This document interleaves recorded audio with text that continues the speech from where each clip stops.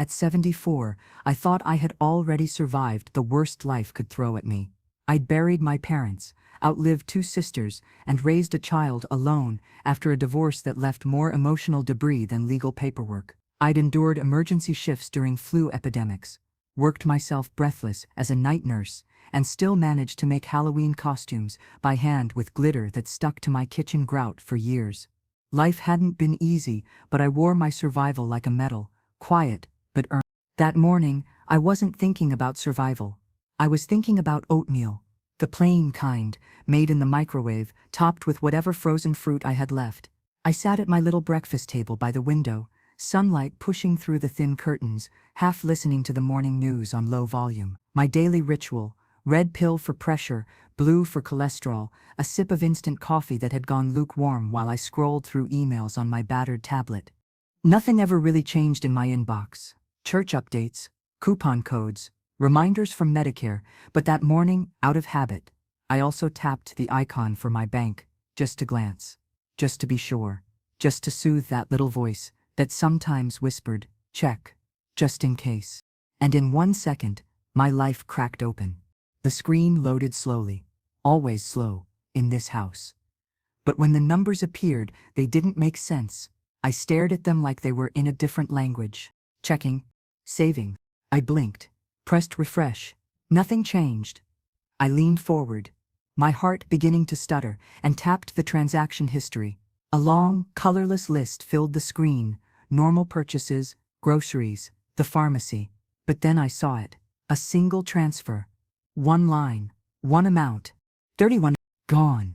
I squinted, thinking maybe the decimal point was in the wrong place.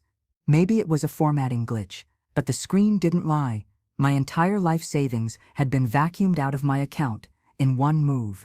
I felt something strange in my chest. Not panic yet, but a sort of silence, a pause before a storm. I tapped again to see the authorization details. It was from my joint account. There were only 2 names on that account, mine and my son Ethan's. The spoon slipped from my fingers into the oatmeal with a muted splash. I didn't pick it up.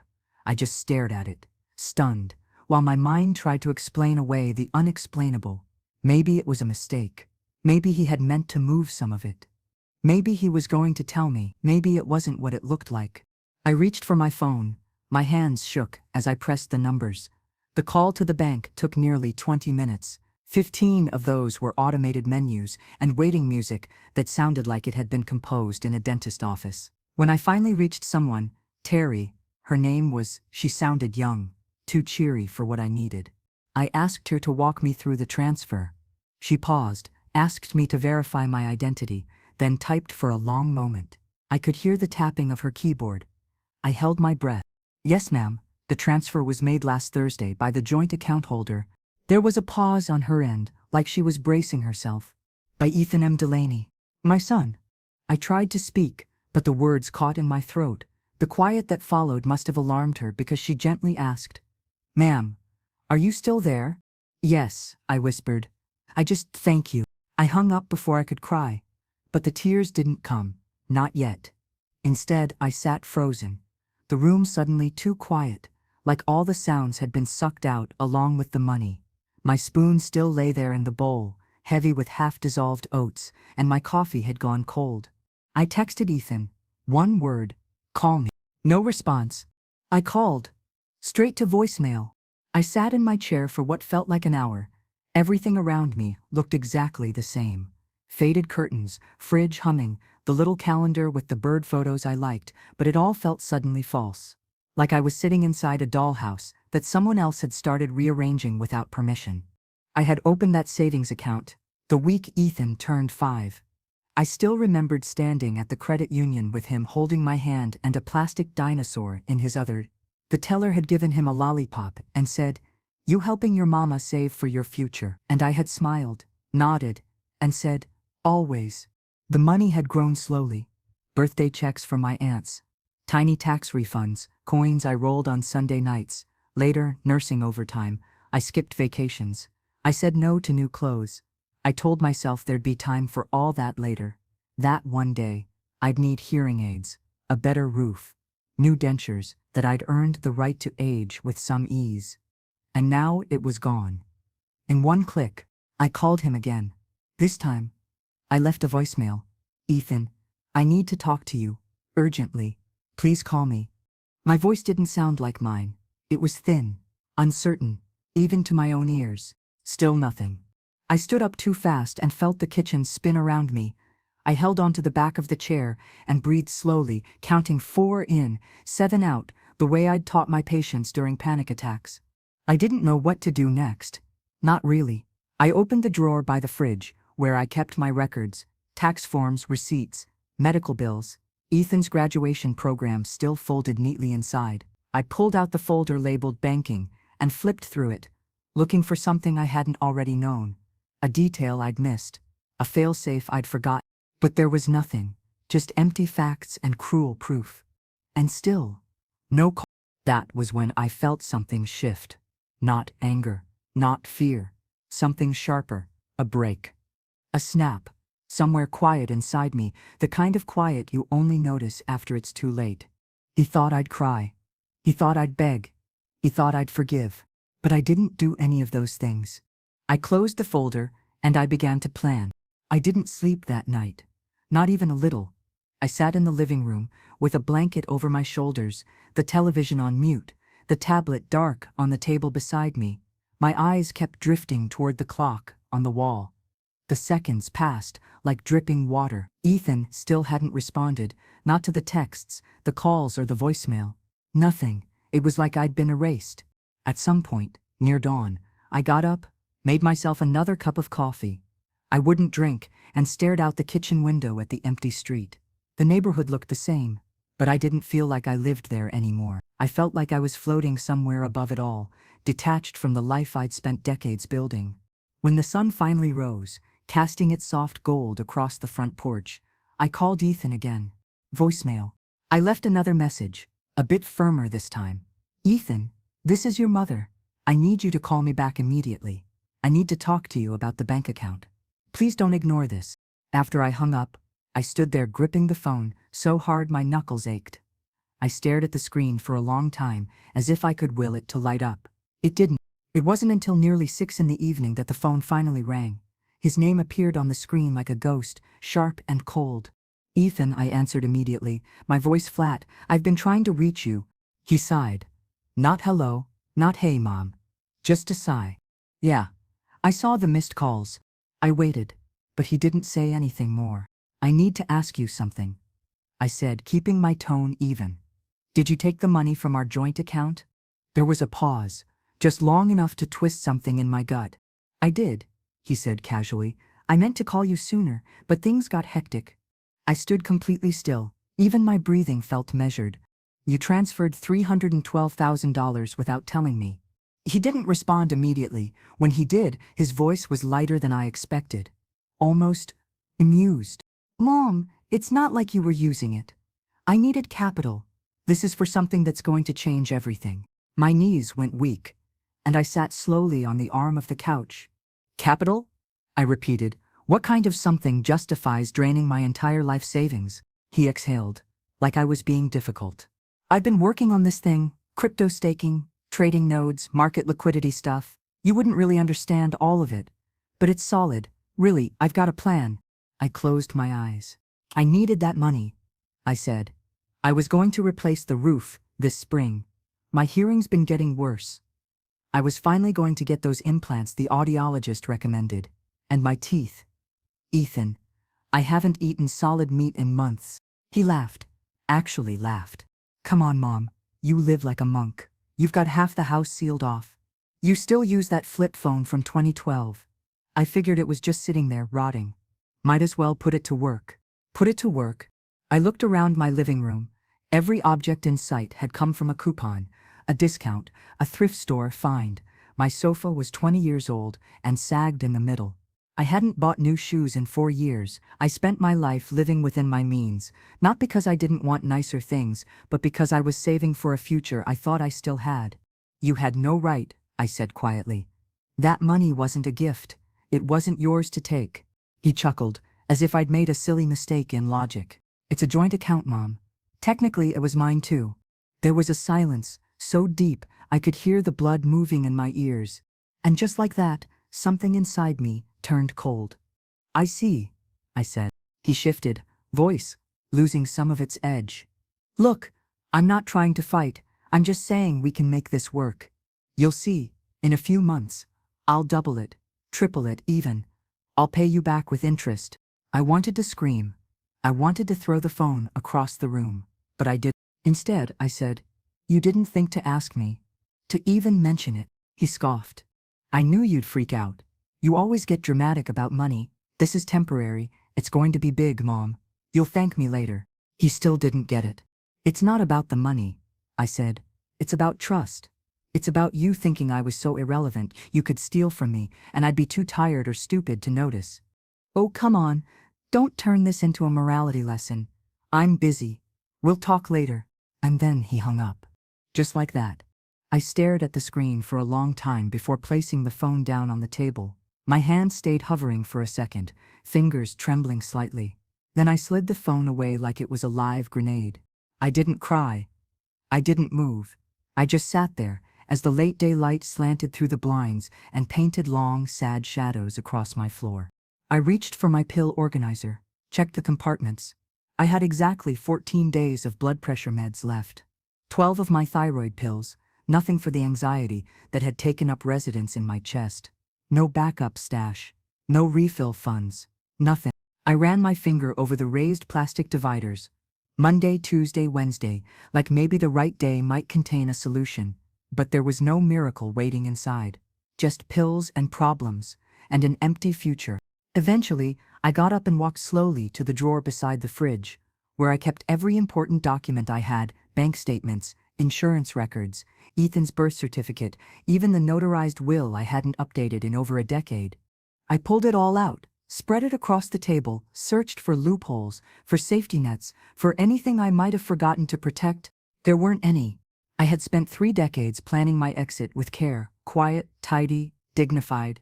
And now that life was gone, stolen not by a stranger or a scammer, but by the one person I'd built it for, I sat back, staring at the papers like they might rearrange themselves into a solution.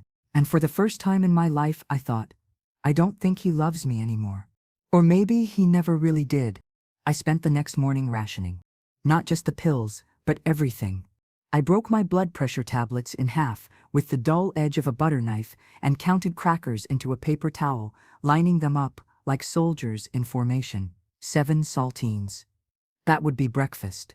I had a single can of peaches left, packed in syrup, hidden behind a row of condensed soup. I decided to save it. Something to look forward to, I told myself, as if sugar-soaked fruit could fix the feeling of being hollowed out. Ethan didn't call again. I didn't expect him to. Not after the way he hung up, but I still checked my phone every 20 minutes like a fool. Nothing. I knew what he thought, that I was being emotional, that I'd get over it, that I'd see the bigger picture. He always said that, even as a child. See the big picture, Mom, but this wasn't a picture. This was my life. And he had erased it. I pulled out my electric bill and stared at the due date. 12 days. I checked the rent next. Same. The little pile of obligations seemed to multiply every time I looked at them. I still had $72 in checking. Social Security had just hit the day before, but that money had a job. Meds, rent, maybe one refill. It wouldn't stretch far. Not without the savings I'd spent years building like a dam meant to hold back a storm. But the storm was already here, and I was already wet. By noon, I'd made a list of things I could pawn. My wedding ring, tiny, plain, but maybe worth something. An old sewing machine in the closet. A pair of earrings my sister had given me in '89, still in their velvet pouch. I hated thinking this way. I hated feeling like a scavenger in my own home. I told myself I'd wait a day, think it through. That maybe Ethan would call and explain, offer to return some of the money, at least enough for my prescriptions. That he'd realize what he'd done. But he didn't. Instead, I found myself searching for him online. I typed his name into a browser, Ethan Delaney, co-founder, advisor, investor, and there he was, smiling on the homepage of some startup website. Buzzwords everywhere. Blockchain, decentralized revenue, passive income models. His bio read, Ethan Delaney, serial entrepreneur and financial visionary, building the future of digital wealth. I stared at that smiling face, the clean blazer, the airbrushed teeth, and I didn't recognize my son. My Ethan used to run barefoot through sprinklers. He used to cry when his goldfish died. He used to hold my hand when we crossed the street, even at 10, even when his friends were watching. Where had he gone? I clicked through a few articles, pitches for node pooling, screenshots of sleek apps, photos of conferences with stage lights and TED Talk microphones. In one interview he said, "People hesitate when it's time to invest in the future. That's the moment that separates winners from whiners." Winners from whiners. So that's what I was to him now. A whiner. An old woman clinging to her savings while he conquered the world. I slammed the laptop shut. The noise startled me more than the anger did. I wasn't used to anger, not like this. I had lived most of my life as a pacifier. The calmer, the apologizer, the woman who smoothed things over and kept her voice down. Even when Ethan was a teenager, screaming at me over curfews or late-night pickups, I never raised mine. But now, rage pooled in me like a hot current under ice. He didn't just steal money. He stole security. He stole my breath. Every night I lay down and counted pills, hoping my heart wouldn't hiccup in the dark. And he called it vision. I went to the mirror in the hallway and looked at myself. Really looked. Gray roots visible at the part, wrinkles deepening around the corners of my mouth. My sweater was pilled at the sleeves. I looked tired, not just old. Diminished. I whispered, "You let this happen," and hated how right it felt. I'd always made excuses for Ethan, always softened his edges. When he skipped college and said he was going to be a business genius, I cheered. When he borrowed money for his first startup and never paid it back, I forgave. When he forgot birthdays, missed visits, answered texts 2 weeks late, I said, "He's busy, he loves me, in his way." His way, it turns out, had no room for me. I walked to the kitchen and opened the drawer where I kept my legal papers. The will was still there, yellowing slightly at the corners. I had signed it in 2009, back when Ethan had just landed his first job at a consulting firm and brought me flowers to celebrate. It still listed him as my sole beneficiary. Everything I owned, modest as it was set to go to him. I stared at the name, Ethan M. Delaney. I couldn't even read it without feeling nauseous. What if I died tomorrow? He'd walk into this house like a king returning to his castle. He'd take the furniture, the car, the photo albums. He'd sell it all and smile while he did it. And people would say, "Oh, how sad. His mother left him everything." No, not like this. I put the will back. Slowly, deliberately. Then I turned off the lights in the living room and sat in the dark, my fingers still curled into fists in my lap. This wasn't just theft. This was betrayal. And betrayal, true betrayal, leaves a wound you don't come back from. But I would not let that wound be the end of my story. I would not be the woman who starved in silence while the thief smiled in a suit. If he saw me as weak, I'd let him. If he thought I'd do nothing, I'd give him silence. And then, one day, I'd give him justice. The kind that bites back without warning. The next day began with chest tightness. Not a heart attack. At least I didn't think so. But the kind of pressure that feels like your ribs have started shrinking from the inside. I tried not to panic. I sat at the edge of the bed, breathing slow and shallow like I used to coach patients through during double shifts. 4 seconds in. 7 out. Again. Again. No point calling 911. Not yet. Not when the bill might mean I'd lose what little I had left. It passed. Eventually, like most storms. But it left something behind. An ache in my bones. A kind of rawness that made everything feel like it hurt just a little more. I walked to the kitchen, my legs unsteady, and made a mental inventory of what I had. 4 cans of soup, half a sleeve of saltines, 1 potato going soft. The fridge hummed emptily behind me, a few eggs, a bottle of expired salad dressing, and a single slice of American cheese sealed in plastic. I wasn't starving, but I was preparing to. That's what it felt like. Like rationing for a war I never agreed to fight. After pouring hot water over a tea bag I'd already used twice, I sat at the kitchen table with my pill organizer, Monday through Sunday, 4 slots per day, morning, noon, dinner, bedtime. My fingers trembled as I opened each compartment. 14, blood pressure, pills, 11 thyroid, 3 cholesterol, no anxiety meds. That refill had expired 6 months ago, and I'd never bothered to renew it because I thought I was managing. I wasn't managing. I was drowning, with a smile. I pulled out my insurance card and dialed the pharmacy. Maybe, just maybe, I had something left on file. Maybe Medicare would kick in early or partially cover the cost. I rehearsed what I would say as I waited on hold. I even stood straighter, softened my voice. I always felt like if I sounded together, people would take me more seriously, or at least not write me off as just another old lady begging for discounts. Finally, a voice came through, young, male, polite, but mechanical. Ma'am, your plan resets in 22 days. Until then, the cost would be out of pocket. How much? I asked, already bracing myself. He tapped a few keys. 381. I didn't respond. I just blinked slowly at the counter in front of me. I'm sorry, he added, like that changed anything. I thanked him and hung up, then slid down in my chair, elbows on the table, hands pressed against my face. I wasn't crying. Not really, just leaking. That's how it felt, like tears were just another bodily function, like sweating or digestion, something I no longer had control over. I got up and grabbed a can of ravioli, ate it straight from the pot, lukewarm.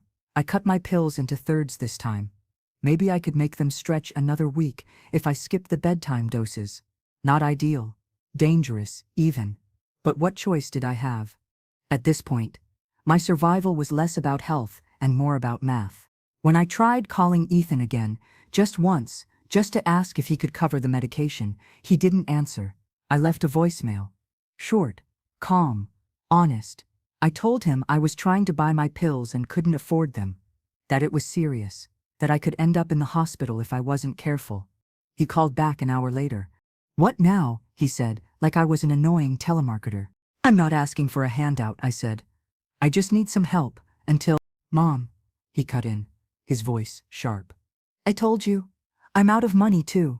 The startup's in burn mode. It's a hard pivot stage. A hard what? I asked. Burn mode. It means we're investing every cent into growth. It's temporary, don't worry about it. I am worried about it. I snapped, louder than I intended. I'm worried about staying alive long enough for you to remember I exist. There was silence. Then, dryly, he said it. Your health isn't my problem, Mom. You're an adult. You made your choices. It hit me like a slap. Not just the words, but the ease with which he said them. Like he'd rehearsed them.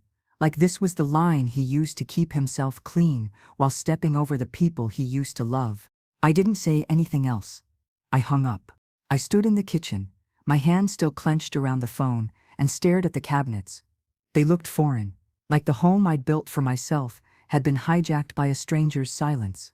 Half a box of saltines, a dented can of green beans, a few instant coffee packets. I opened the freezer, empty, but for a single bag of peas, fused into a green brick. That's when I thought about the recliner. My old one. The one Ethan gave me 15 years ago for Christmas, back when he still believed in gift wrap and handwritten cards. Maybe I could sell it. Maybe someone would pick it up, but I imagined trying to lift it by myself, dragging it through the narrow doorway, listing it online with blurry photos and a desperate price. I sat back down instead. That night, I took no pills, my chest ached, but I couldn't risk wasting them if the pain wasn't real. My stomach growled so loud it startled the cat outside. I curled up on the couch instead of my bed, too tired to walk those extra few steps. At 3:00 a.m., I woke up dizzy. The room was spinning. I tried to get up to pee, but my legs buckled under me. I reached for the wall and missed. I hit the floor hard, elbow, hip. Then the corner of the hallway table scraped down my forearm. I lay there for a moment, wind knocked out of me, staring up at the ceiling fan. It clicked with every rotation, an indifferent metronome to my embarrassment. And all I could think was, this is how it happens. This is how old women are found 2 days later with a turned-over water dish and a blinking microwave clock. I rolled to my knees and crawled back to the couch, dragging myself slowly, using the wall for balance. Once seated, I wrapped a kitchen towel around my arm and pressed it against the cut. The blood soaked through in a minute. The pain didn't bother me. What bothered me was that nobody would have known. Nobody was coming. And I was the one who'd raised the person who didn't care. The hallway table didn't break, but the corner left a sharp trail of red down my forearm. It wasn't deep, just messy. I sat slumped against the wall, pulse echoing in my ears, the house so quiet I could hear the refrigerator cycling on in the kitchen. For a long minute, I didn't move. I kept thinking, is this how it begins? Not death, necessarily, but the slow slide, the part where people start using the word decline in hushed tones, where they talk about safety and supervision and someone stopping by just to check in. I'd seen it happen to others, patients, friends, neighbors. One fall, one hospital stay, and suddenly everyone's looking at you like you're made of glass. I wasn't glass. I was just tired. I got to my feet, slowly, using the wall and a shaky grip on the doorknob. My knees howled with each movement. I shuffled to the bathroom, ran lukewarm water, and cleaned the cut with a rag. The skin peeled back a little, but it would close. Everything closes. Eventually, from the cabinet, I tore a bandage free with trembling fingers. I wrapped it tight, a little too tight, just to feel something. The clock on the stove blinked 3:27 a.m. in that annoying green glow. I hadn't reset it since the last power outage. It always blinked, like the house was reminding me. Time was passing, even if I wasn't ready for it. Back in the kitchen, I sat in the same chair where I'd found out Ethan emptied the account. I touched the spot on the table where I'd placed my tablet that morning, as if the weight of that number -$72 was still etched into the wood. The pain in my arm pulsed under the bandage, but it was manageable. What wasn't manageable was the emptiness. Not the emotional kind. I was familiar with that. The literal kind. My cabinets were nearly bare. My pills were nearly gone.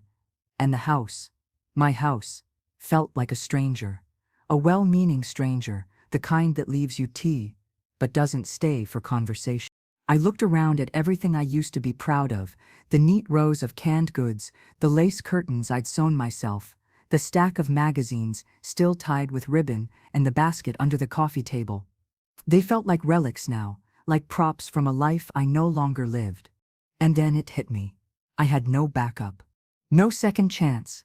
No retirement escape plan. No husband who handled the finances. No daughter who lived nearby. Just Ethan. And Ethan was gone, by choice. What kind of mother ends up like this? That question haunted me for hours. I lay on the couch in a cocoon of shame, the blanket wrapped too tightly around my legs, like I was trying to hold myself together. I wasn't just broke. I was broken open. And I hated myself for it. But morning still came. The sun didn't care that I'd spent the night crying quietly into a dish towel. It poured through the kitchen windows like nothing had happened. Birds chirped outside. A lawnmower buzzed down the street. I shuffled to the window, holding my sore arm against my chest. I opened it slightly to let the air in. The house smelled like canned ravioli and old coffee. Something about that humiliated me. I made instant coffee with the last of the powder, drank it black and bitter, and stared at the counter. There was nothing left to cut. Nothing to stretch. I'd already halved my pills, then thirded them. I'd stopped eating full meals. I hadn't turned on the heat in 2 nights, even though the temperature had dropped. I sat at the table again, not because I wanted to, but because I didn't know what else to do. I was afraid if I laid down I wouldn't get back up. Then I did something I hadn't done in months. I prayed. Not the kneeling kind, not the hands clasped, eyes shut performance of it. Just a whisper, just a few words. I don't need a miracle. I just need help. I didn't expect an answer, and I didn't get one. Not exactly, but I got an idea. Not a fix, not a solution, just movement. I got up, walked to the closet, and pulled out an old laundry bag. I unzipped it and stared inside. My sewing machine. It had been collecting dust for years, but it still worked, heavy as sin, but functional. I used to make costumes with it. I'd stitched Ethan's Buzz Lightyear outfit with that machine, blue fabric, glow-in-the-dark trim, and a little green dome I'd glued to the back for oxygen. He'd worn it 3 years in a row. The memory made me wince. I took out the machine and placed it on the floor by the door. Then I opened the top drawer of my bedroom dresser and took off the one thing I never thought I'd remove, My wedding ring. It was modest. A thin gold band with a tiny garnet, scratched and dulled over time. I stared at it for a long time, then slid it into a tissue and tucked it into my wallet. If I could get even $100 for both items, that could cover part of the medication. It wouldn't be pretty, but it'd keep me upright. I used the last of my prepaid phone credit to call a cab to Jefferson Street, where the pawn shops were. When the driver arrived, I climbed in with the bag clutched against my knees. He didn't ask questions, just drove. The shop smelled like old carpet, stale coffee, and disappointment. A man with greasy glasses and an oversized flannel shirt looked at the ring like he was inspecting a used bolt. 70, he said flat. I wanted to argue, to say it had been on my finger since 1986, that it had seen both love and betrayal, that it had held my hand during 1,000 hard moments. But I didn't. I nodded. Then I lifted the sewing machine onto the counter. "This is vintage," I said. He grunted. "Maybe to someone's grandma. I'll do $95. I folded the bills slowly and slid them into my bra. I didn't trust my wallet anymore, didn't trust much of anything. On the way out, I passed a woman crying over a flat-screen TV she was trying to sell. They offered her 30. I said nothing. What could I say? Outside, I started the walk to the pharmacy. It was only a few blocks, but halfway there, the sidewalk shifted under my feet. Not literally, but everything tilted. The world brightened too fast, like someone had cranked up the contrast. My heart stumbled into a new rhythm. I leaned against a bus stop pole and tried to catch my breath. People passed. Some glanced. Most didn't. I was invisible again. I took one step, and my knees gave. I hit the bench hard, knocking over a man's coffee. He cursed. Didn't help. I fumbled for my wallet. My fingers shook too hard to open it. That's when she appeared. A woman in scrubs, late 20s, holding a sandwich bag. She knelt beside me and said, "Are you okay?" I tried to say yes. I couldn't. She called 911 before I could stop her. And within minutes, I was in the back of an ambulance, apologizing to strangers who only looked back at me with quiet concern. I kept thinking, I didn't ask for this. I just needed help. The hospital ceiling was beige. A kind of washed-out beige that looked like it had once tried to be warm but gave up halfway through the job. I stared at it from a narrow bed with two thin sheets and the constant beep of machines keeping time like a metronome. I couldn't mute. "You're lucky you didn't fully pass out," a nurse said as she wrapped a cuff around my arm for the second time that hour. "Blood pressure was unstable, but you stabilized once we got fluids in." I nodded. Didn't say much. I was used to nurses. I had been one. 30 years at St. Luke's. 12-hour shifts, back-to-back codes, Christmas dinners eaten in the staff break room. I knew the drill, vitals, labs, a social worker. By hour 6, if they sensed you were alone. And I was alone. That's what the file said. No emergency contact. When the intake form asked if there was someone to notify, I paused, then written NA. Not because there was truly no one, but because the person who should have been first on the list had long since made himself unavailable. Ethan. Not even a text.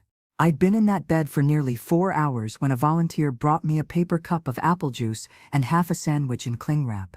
"Ham and cheese," she said with a sympathetic smile. "It's not gourmet, but it helps."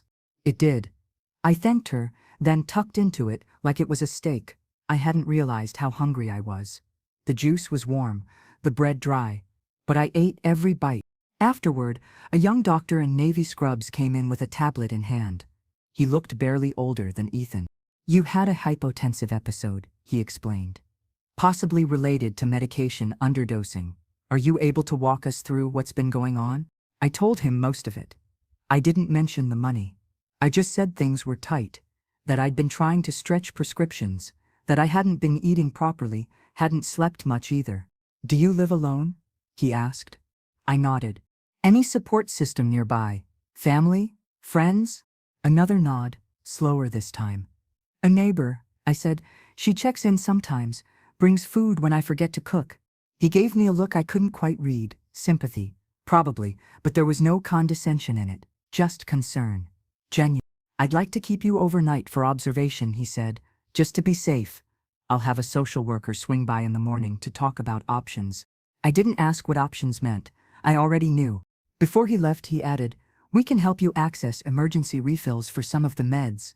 We have a pharmacy fund for cases like this." I thanked him again, my voice barely above a whisper. Later that night, another nurse, older, her badge said Marcy, brought me a warm blanket and a second pudding cup. "You look like you could use it," she said, patting my hand. It wasn't just the blanket or the pudding. It was that she saw me, not as a chart or a problem, but as someone worth caring for. It made my throat tighten. That night, I lay in bed, listening to the soft shuffling of nurses' shoes, the rolling carts, the quiet clicks of IV bags being adjusted. I'd lived this rhythm once, but from the other side of the bed. Now, I was the one being watched. It was humbling, but it was also clarifying. There, in that beige room, with the IV drip and the smell of antiseptic in the air, I realized how far I'd fallen, and how far Ethan had let me fall without a second glance. I didn't need him to rescue me. I didn't even need an apology anymore. I just needed to stop pretending I was still waiting for one. In the morning, the social worker arrived. Her name was Kendra, mid-30s, bright-eyed, clipboard in hand. She pulled up a chair and smiled in that trained but not fake way social workers do when they've seen enough pain to recognize it without asking for the backstory. She asked if I had any family to help manage things. I said no. She asked if I'd considered assisted living. I said not yet. She asked if I was safe at home. I hesitated, then nodded. She handed me a brochure for a local food bank and a list of community programs. One of them was a nonprofit that specialized in elder financial abuse. I let my finger hover over that one for a moment before folding the paper in half and placing it in the drawer beside the bed. "I'm okay," I said, lying through my teeth. She didn't push. They discharged me that afternoon. The nurse handed me a cab voucher and helped me into a coat I barely remembered bringing. As she walked me to the exit, she said, "You remind me of my grandmother, stubborn but kind. The type who'd give away her last can of soup." I smiled, but it didn't reach my eyes. On the ride home, I watched the world blur by through the cab window. The streets were the same, but I felt like a different person. Not weaker, necessarily, just stripped of the illusion that I could do this alone. When we pulled up to the house, I sat in the car for a moment before getting out. The driver didn't rush me, just waited quietly. I stared at the front door and thought, I don't belong here anymore. Still, I went inside. The air smelled like old linens. The living room was exactly as I'd left it, blanket folded, tablet on the table, bills in a neat stack like they were still waiting for someone who could actually solve them. I dropped the discharge papers onto the counter and opened the fridge. Nothing had changed. I sat down on the couch, still wearing the hospital socks with the rubber soles, and pulled the folded brochure from my purse. The food bank, the abuse hotline, the nonprofit. I didn't feel shame, not anymore, just clarity. I needed to call someone, not Ethan. Someone who had already shown up for me without asking why. Linda. Linda showed up that evening with a Tupperware container of lasagna, still warm and smelling like garlic and crushed tomatoes. She didn't knock, just let herself in the way people do when they've known you long enough to stop asking for permission. Her knock was more of a courtesy tap, followed by a, "It's just me, hon." I was sitting at the table with the hospital socks still on, the brochure folded and unfolded so many times it had gone soft at the edges. I hadn't eaten all day. When I saw her standing there, hair frizzed from the rain and her cardigan dusted with flour, I almost cried. But I didn't. I just said, "You didn't have to do that." She waved me off. "You know I cook when I'm worried. Let me put this in the oven to warm." She glanced down. "You still in those socks?" "I guess I forgot," I said. She didn't judge, just opened the oven, slid the container in, and started moving around the kitchen like it belonged to her. She grabbed plates, filled a glass of water, laid out napkins. Then she sat across from me, her eyes flicking to the brochure. "You going to call them?" "I don't know." She leaned back in the chair, hands folded. "You don't have to decide tonight, but don't throw it out either." We ate in silence. The lasagna was perfect. Soft, cheesy, with just enough salt to taste like comfort. Halfway through my second forkful, I finally said, "He took everything, Linda." I figured. It wasn't just the money, it was the way he did it. No warning, no apology, just removed me from the equation like I was a line item. She nodded. You told him you needed help? I looked down at my plate. He said my health wasn't his problem. Linda didn't say anything for a while. Then she stood, grabbed both our plates, and carried them to the sink. She ran water, rinsed the cheese off, and returned with a look that was sharper than pity.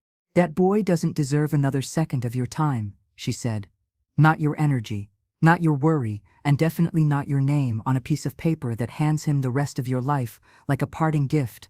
I raised my eyebrows. You read the will? She didn't even blink. You let me water your plants. I've seen the drawer. Instead of being upset, I laughed. It surprised me. A little cracked sound, but real. She laughed too, then sat back down and leaned in. So, what are you going to do? I opened the drawer and pulled out the will. It was still in its original envelope, signed in 2009, notarized and tucked neatly between old tax returns and Ethan's kindergarten certificate. I haven't updated it since before he even graduated college, I said. Back when I thought he was going to be someone who helped people. Linda shook her head. He became someone who helps himself. I traced Ethan's name on the page. I'd written it 1,000 times in my life, on lunch bags, school forms, birthday cards. And now, seeing it here, printed so clearly under sole beneficiary, made my skin crawl. He doesn't even know what he took from me, I whispered. It wasn't just money. It was my trust. My security, the version of my future I was counting on. So, she said, folding her hands on the table, let's take it back. That stopped me. What do you mean? I mean, you don't owe him anything. Not your house. Not your savings. Not your silence. If you can't make him care, make sure he can't profit from not caring. I blinked. She continued, calm as anything. Change the will. Move your assets. Find someone who knows how to protect you before he figures out you've got nothing left to steal but your name. I looked at her, the weight of the idea settling in slowly. You think that'll stop him? I think it's a start. And I know someone. A woman from my church. Divorced 3 times, each more expensive than the last. Now she helps other women keep what's theirs. She a lawyer? Best kind, Linda said. One with nothing left to prove. We drove the next morning. Her name was Judith Roth. Office tucked behind a coffee shop and a yoga studio. Glass door with her name in gold cursive and no receptionist, just a sign that said ring bell once. Then wait. Judith was exactly what I expected. Late 50s, silver bob, reading glasses on a chain, and a voice like someone who never lost a negotiation. Her handshake was dry and firm, and she didn't offer me tea or pleasantries. She gestured to a chair and said, "Start from the beginning." So I did. I told her about Ethan, the joint account, the transfer, the pills, the hospital, every humiliating detail I could summon without breaking down. Judith didn't flinch, just nodded, typed notes, asked a few questions. When I finished, she leaned back and said, "You're going to need more than a new will. You're going to need a trust, a medical directive, and someone you can count on to execute everything when the time comes." I nodded. "I can do all of that," she added. "But you need to be absolutely certain. Once this is filed, it's locked down tighter than a bank vault." I didn't hesitate. "Do it. Who's your executor?" I glanced at Linda. She blinked, surprised. "Me? You fed me when I was too proud to ask. You didn't turn away when I couldn't stand. I trust you." Linda swallowed hard, then nodded. "All right then." Judith got to work. In 2 hours, I signed 6 documents, each one more final than the last. Every signature felt like a little piece of myself, being reclaimed. I wasn't erasing Ethan out of cruelty. I was rewriting the story in which he assumed I would never fight back. Judith printed one final sheet. "Video testimony," she said. "Just for security. We record you reading a statement into the camera. It confirms your intent." She turned on the webcam. The little light blinked red. I stared into the lens and said the truth. "My name is Marjorie Delaney. I am of sound mind. I was financially exploited by my son Ethan Delaney, who used a joint account to drain my life savings without consent. He refused to assist me in an emergency. I am choosing, of my own free will, to name Linda Prescott as the sole beneficiary of my estate." Then I looked past the camera, not at Judith, not at Linda, but somewhere else. Somewhere I hadn't visited in a long time. And I do this, not out of revenge, but out of clarity. Because family is not who shares your blood. It's who shows up when you're on the floor, bleeding. The camera clicked off. Linda squeezed my hand. Judith sealed the papers. And just like that, I became the version of myself I should have been years ago. Quiet, yes, but no longer small. It had been 19 days since I signed the new will when the knock came. Not a gentle one. Not the kind that announces visitors bearing casserole or concern. It was hard, quick, impatient, like whoever was behind the door believed they had a right to be let in. I was in the kitchen, watering the basil on the windowsill. I hadn't grown herbs in years, but Linda insisted, said it was good to have something small and green to take care of. Something that wouldn't lie, drain you dry, or disappear when you needed it most. The knock came again. I froze, watering can still tilted, water overflowing onto the ceramic tray. Then I heard it. "Mom?" I didn't move. "Mom, it's me, Ethan." That voice, casual, slightly smug, like this was all part of some harmless misunderstanding. I walked slowly to the front door, heart thudding, not from fear, not anymore, but from an old reflex that hadn't quite died. When I opened the door, he stood there with a duffel bag slung over one shoulder and the same smirk he wore at 17 when he backed the car into a mailbox and blamed the mirror's angle. He looked tired, thinner, designer hoodie wrinkled, hair messier than usual. His eyes flicked around behind me, surveying the entryway like he was casing the place for opportunity. "Hey," he said. I didn't answer right away. "What happened?" I asked, even though I already knew. He shrugged. "Startup lost funding. Investors pulled out. My apartment's in flux right now. Just need a place to regroup for a few days." In flux. Translation: evicted. I could have said no right then. Slammed the door, told him to take his mess elsewhere. But I didn't. Because I needed him inside. Not out of nostalgia, not out of maternal guilt, but because traps only spring when something walks into them. So I opened the door wider and stepped aside. He walked in like nothing had changed. Didn't look at me. Didn't look at the family photo on the hallway table. Just dropped his bag and headed straight for the kitchen. I followed in silence. He opened the fridge and helped himself to a soda, one Linda had brought over just 2 days ago. "Still keeping the fridge organized by expiration date? I see," he said with a chuckle. I said nothing. I led him to the spare room, the one with the creaky twin bed and the chipped dresser from 1983. I had dusted it, not for him, but for me. Because dignity didn't mean living in filth, even if you were harboring a parasite. "You can stay 5 nights, I said flatly. "No more." He blinked, surprised. "Of course, totally. Just need to get back on my feet." "Appreciate it." That night, he showered too long, left his wet towel on the floor, and tracked mud through the hallway. He ate the last of my frozen waffles, without asking. When I came out of the bathroom, he was on the couch with his shoes on the coffee table, scrolling on his phone. It was like he had never left. Only this time, emotionally, I had already moved on. I didn't feel that aching pull in my chest anymore. I felt watchful. I waited until he went to bed, then pulled the small digital photo frame off the bookshelf in the living room. It wasn't a frame. Not really. Linda had given it to me a week earlier. Hidden inside was a motion-activated camera with a 128 gig memory card. Just in case, she'd said. I placed it back carefully on the shelf, angled just so it had a clear view of the hallway and the file cabinet near the laundry nook. The one I knew he'd be curious about. The one where the new will, the trust papers, and the video backup were stored in a folder labeled tax receipts. The next few days were a performance. He lazed, took long calls in hushed tones, left the front door open during phone calls like it was still his house, borrowed my car twice, without asking, and returned it with the gas needle hugging empty. And every night, like clockwork, he asked the same questions in slightly different ways. "How's your health been?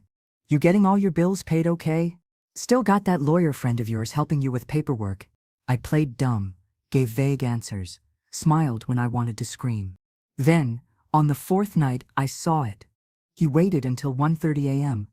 I pretended to be asleep. He crept out of the guest room, barefoot, phone light in hand. He walked down the hallway, opened the file cabinet, and pulled out the folder labeled tax receipts. He sat cross-legged on the floor and flipped through the documents. I watched it all from my bedroom in real time, my laptop open, the live feed rolling. When he reached the new will and started reading, his face changed. The casual smirk melted into disbelief, then into something darker. Rage.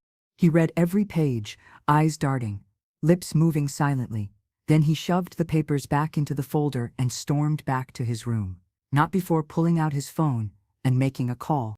I couldn't hear the audio, but I saw the pacing, the hand gestures, the fury. He hung up 30 seconds later and slammed the guest room door so hard the hallway mirror rattled. I closed my laptop and folded my hands in my lap. He knew, but he didn't know that I knew he knew. The next morning, I made pancakes.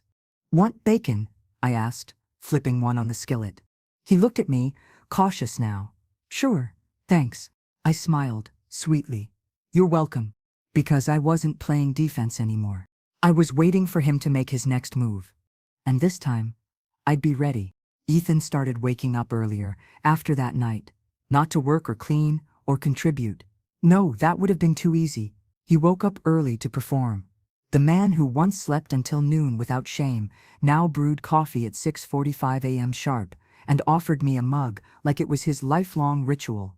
He asked if I wanted help organizing the mail. He offered to replace the burnt-out bulb in the porch light. One morning, I found him sweeping the front steps with my old splintered broom. Not because the steps were dirty, but because he wanted to be seen sweeping them. He was trying to reset the stage, rebuild a narrative. One where he was the good son again, the helpful presence, the one you'd leave things to without hesitation.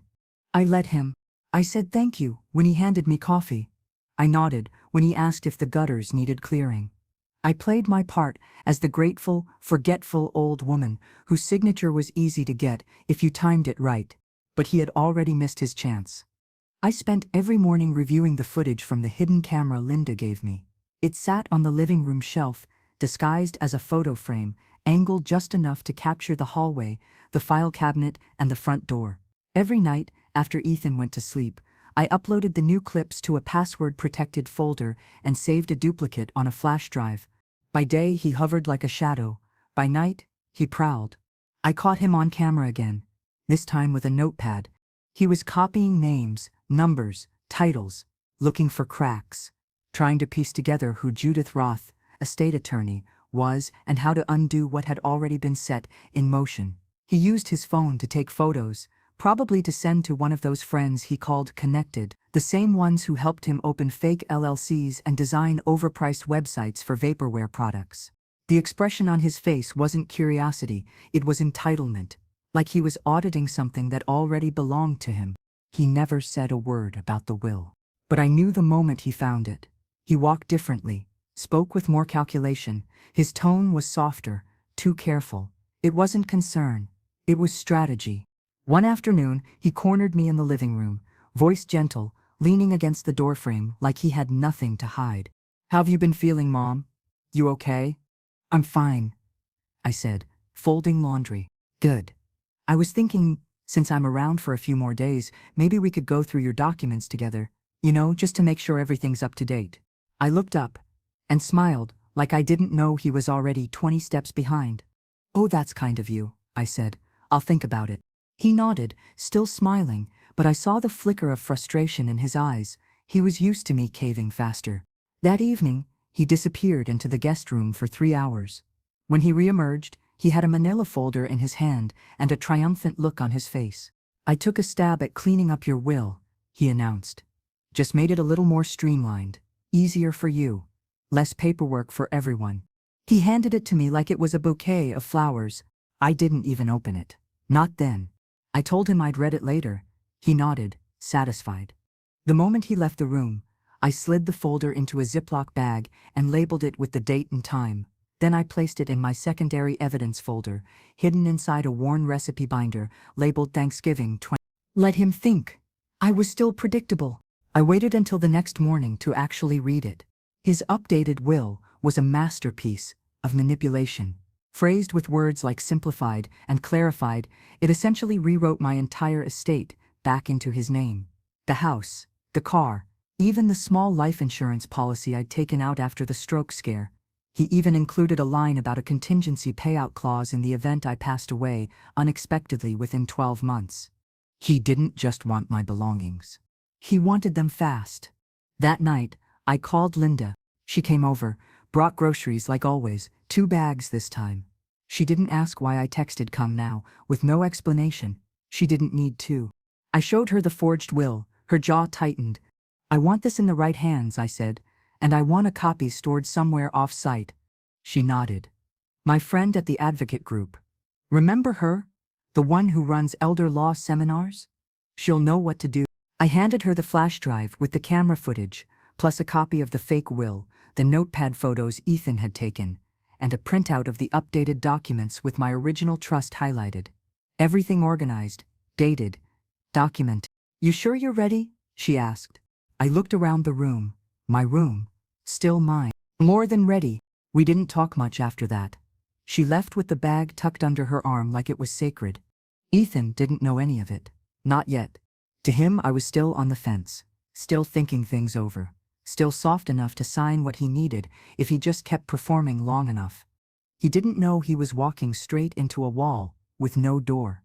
The next day, I made oatmeal, just like always. He came out of his room, yawning loudly, scratching the back of his neck like a sitcom character. Then he smiled and said, "So, what did you think?"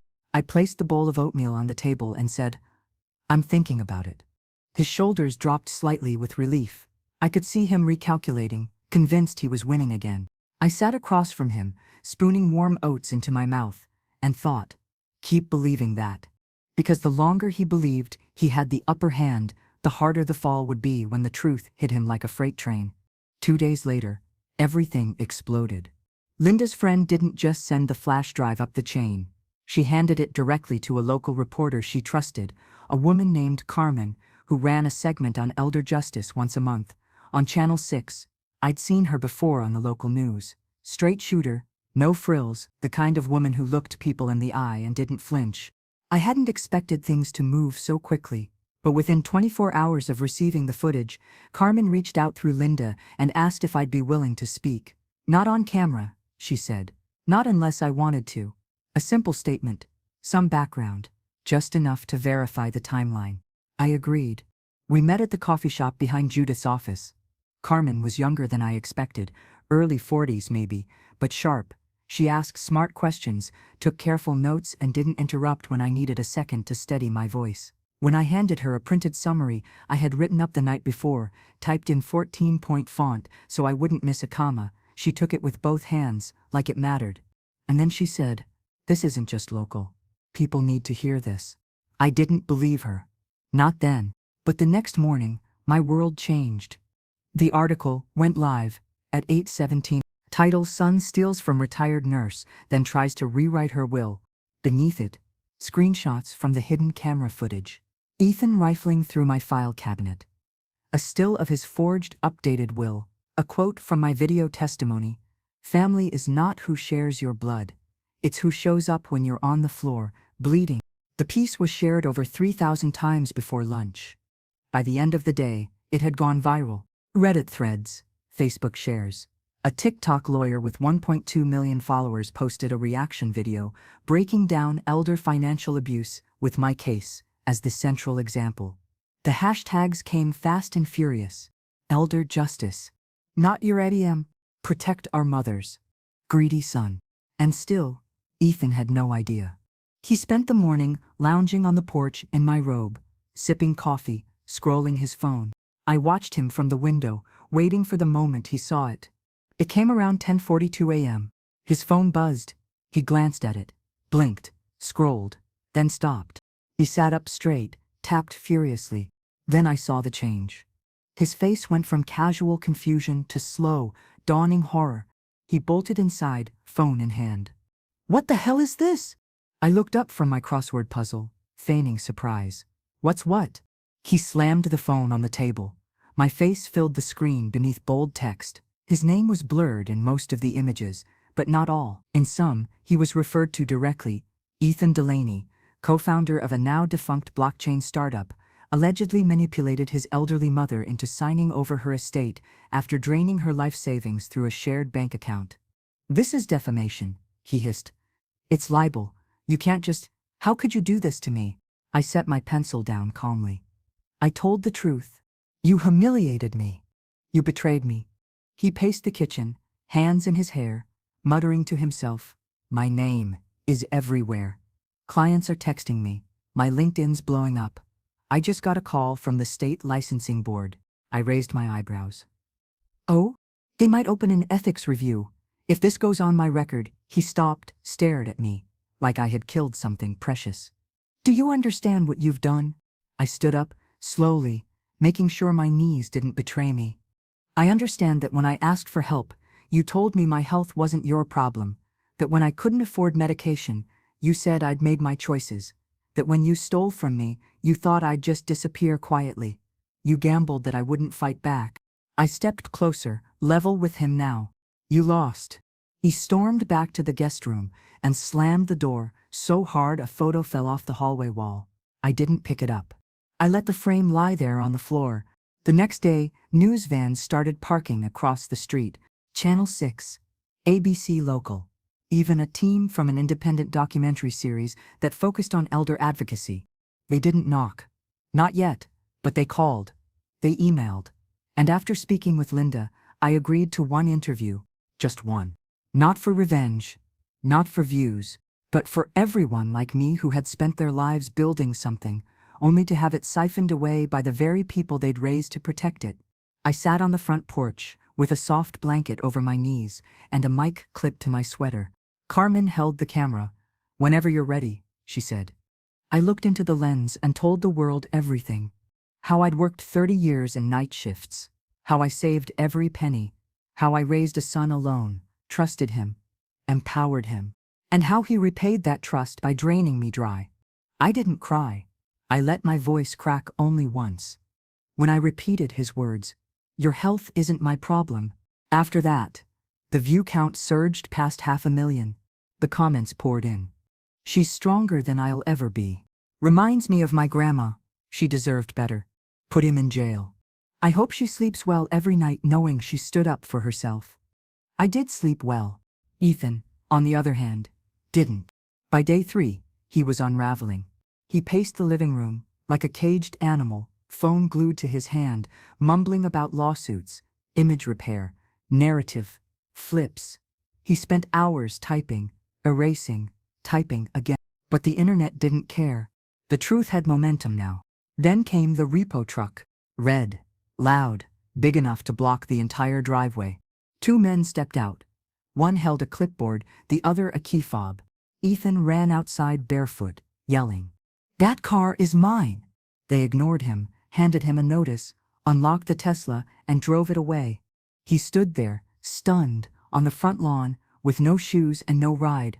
He walked back inside, trembling with rage. "This is your fault," he snapped. "You started this war." I met his eyes, steady. "No, I ended it." The letter came 2 mornings after the car was taken. It arrived with the rest of the mail catalogs, a flyer for gutter cleaning, a card from Linda's church. It was the envelope that stood out, plain, white, legal-sized, stamped with a return address from the Department of the Treasury. I didn't open it. I didn't need to. The name on the front wasn't mine. It was addressed to Ethan. He wasn't up yet. I left it on the kitchen table, right where he liked to leave his crumbs and entitlement. When he finally emerged, barefoot and sour-smelling, he groaned at the sight of the envelope. He opened it in front of me, still rubbing sleep from his eyes. But the moment he scanned the contents, his body changed. His spine stiffened. His face went pale. He didn't say a word.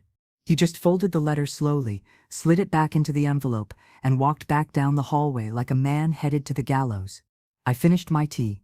By noon, he was on the phone again, pacing, muttering, denying. I heard fragments. "No, it was a gift. I didn't report it because she didn't make me. It was all in crypto. I swear I didn't know about the form." I didn't interrupt.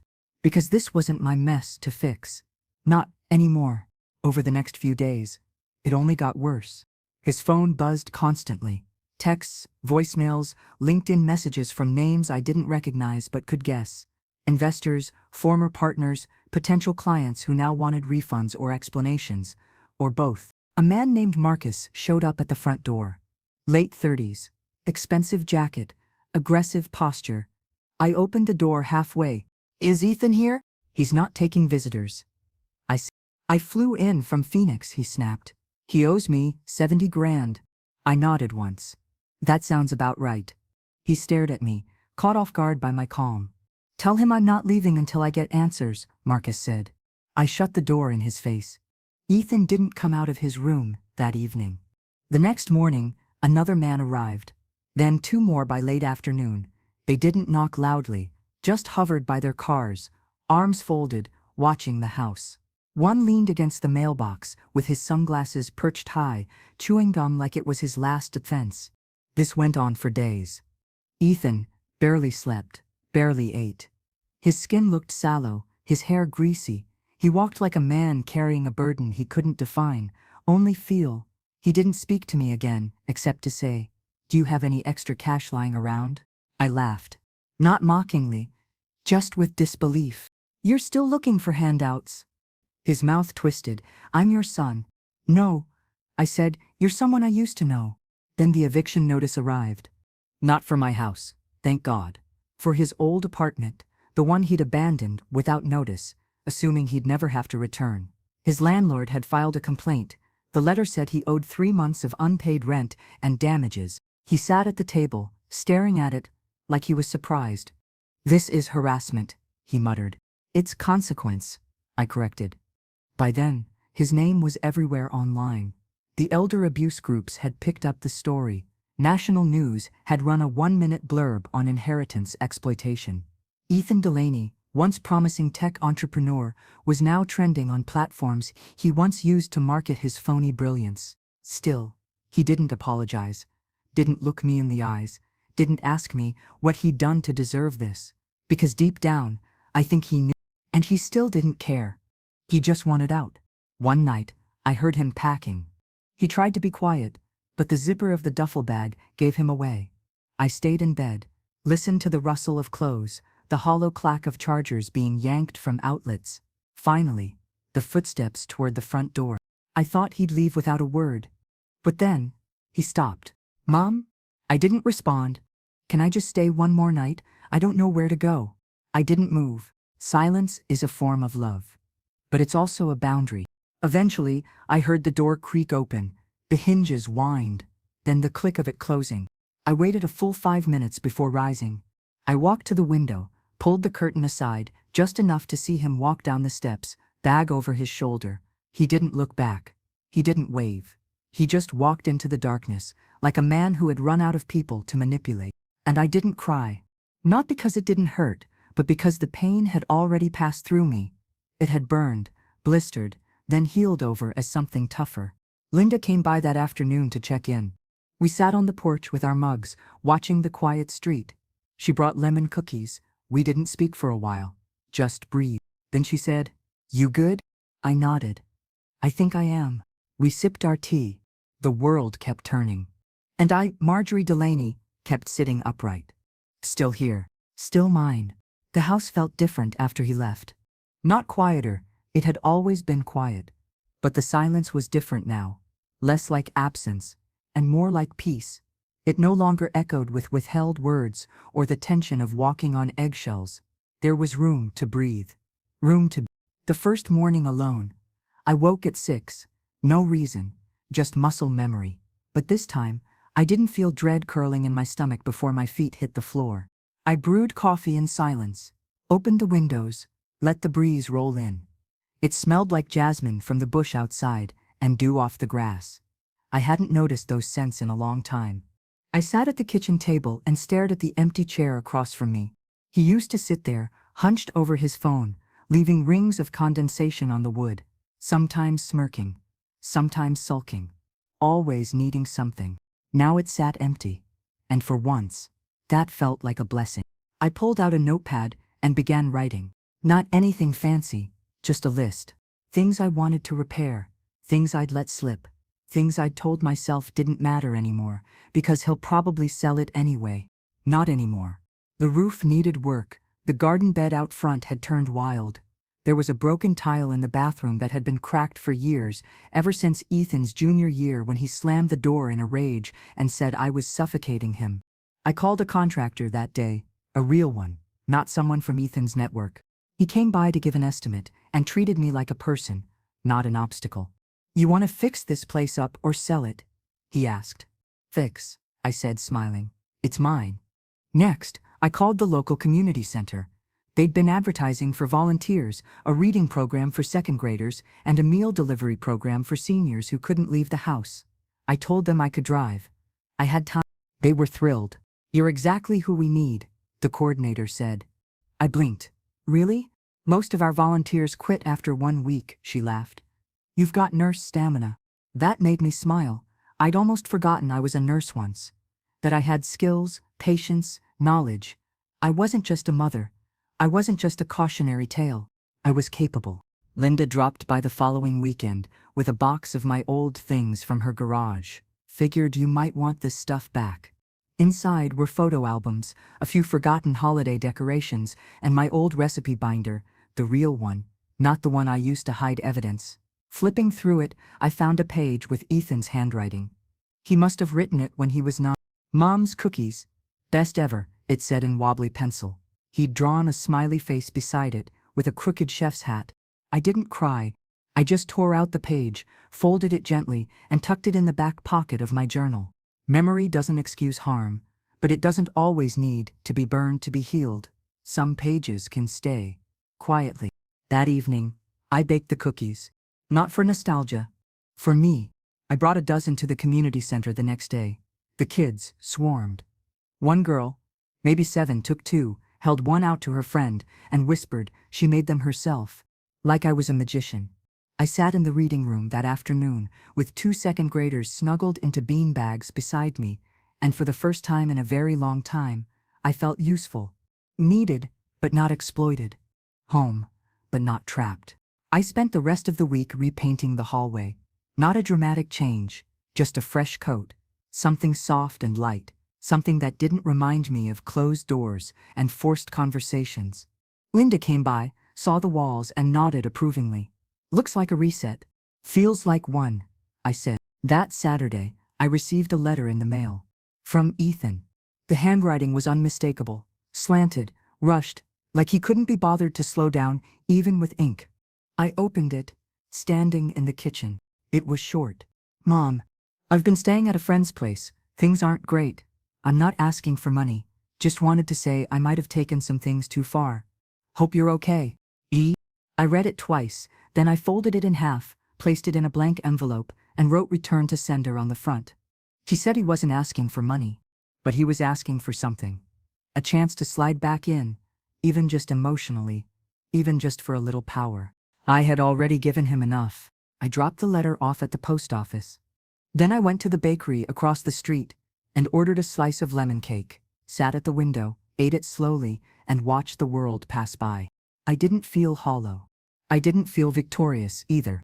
I just felt free, and that was enough. Later that week, I started teaching a cooking class at the center. Just 6 students. All retired. Mostly women. One of them, Dorothy, had lost her husband last year and hadn't cooked a meal since. After the first class, she said, "I forgot how good it feels to use your hands." I nodded. "And to feed yourself something that wasn't microwaved." She laughed. It was a rich, warm laugh, the kind that fills the corners of a room. And I thought, this is what reclaiming your life looks like. Not dramatic, not televised, just deliberate, quiet, whole. 5 years later, my hands began to tremble. At first, it was small things, the teacup rattling slightly against the saucer, the thread slipping through the needle one too many times. Then came the forgetfulness. A recipe half finished. A familiar name stalled at the tip of my tongue, not alarming, just undeniable. A new season of life had arrived, and this time, I chose the terms. I sold the house in early spring.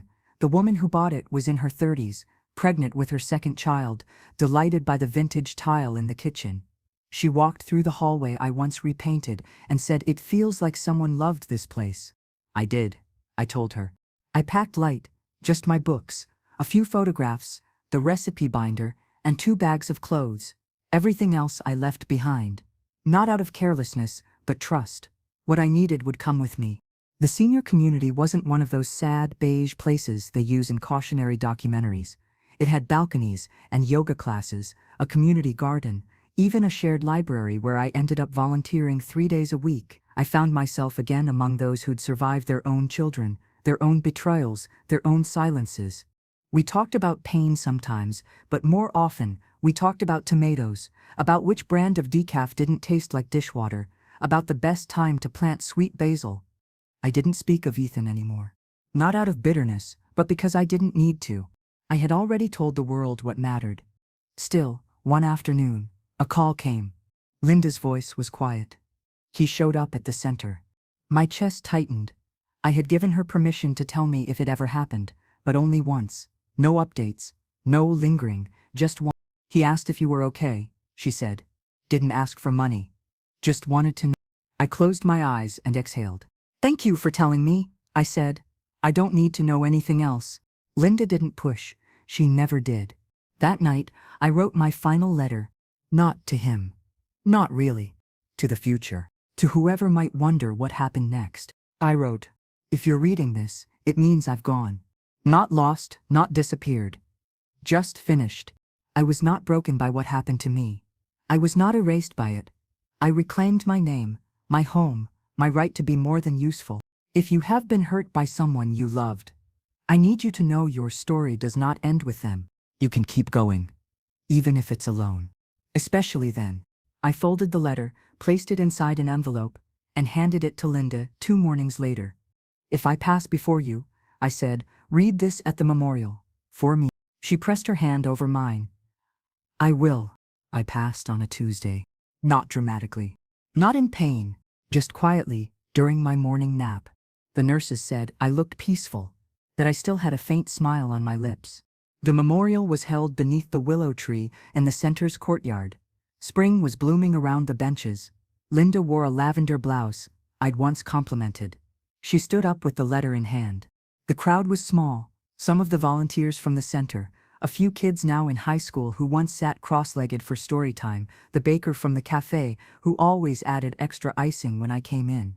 And one man in the back, standing alone, hands folded. I didn't see him, of course, but Linda told me later. He cried when she read the line. "You can keep going, even if it's alone," especially then. He didn't approach anyone afterward. Didn't speak, just stayed long enough to hear the letter through, then turned and left without fanfare. Linda watched him walk away. She didn't call out to him. Didn't offer closure. Some endings don't need punctuation. Just space. Later that evening, back in her home, Linda opened the envelope I'd left her. Inside were 2 things. The deed to the house she'd helped me transfer into her daughter's name 2 years earlier, so it wouldn't be lost to probate. And a recipe card. The one Ethan wrote when he was 9. "Mom's cookies, best ever." On the back, I had written, "Keep this.